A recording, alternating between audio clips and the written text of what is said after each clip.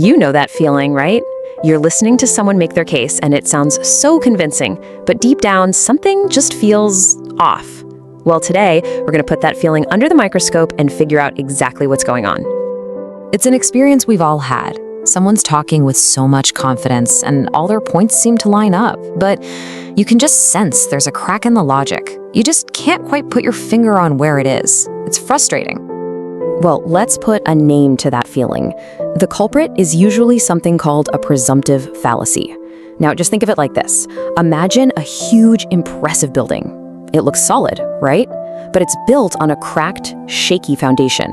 The whole thing is unstable because it's based on an assumption that was never proven in the first place.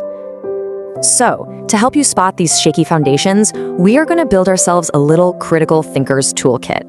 And the first tools we're grabbing are designed to spot the real masters of disguise. These are the fallacies that hide their assumptions right out in the open.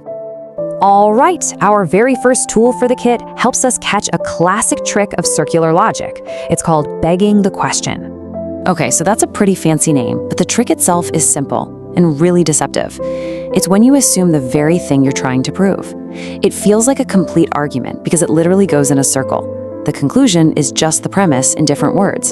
So you think a point's been made, but really it's just been repeated.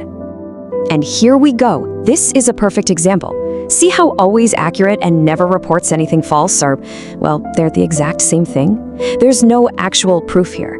The argument is just chasing its own tail, going round and round without proving anything at all. So the next tool in our kit helps us spot a totally different kind of logical trap. This one isn't so much a circle, it's more like a landmine. This is the complex question. And oh, this one is sneaky. It's a question that's been loaded with a hidden assumption, and it's built to force you to accept that assumption no matter how you answer. It's a psychological trick, really. It's designed to put you on the defensive right away. It's basically a logical ambush. Ah, the classic example. Think about it.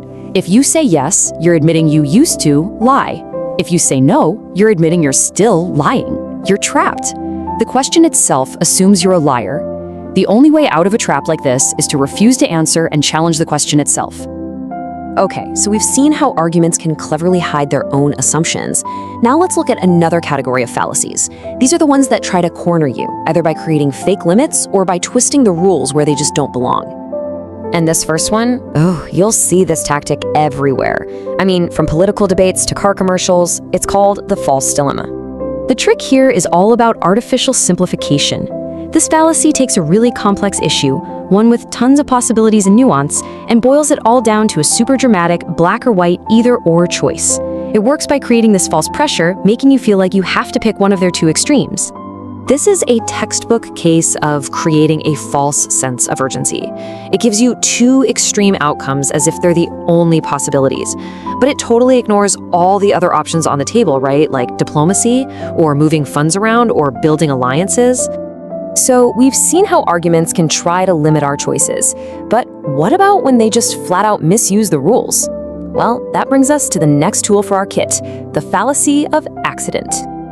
And the big takeaway here is that context is everything.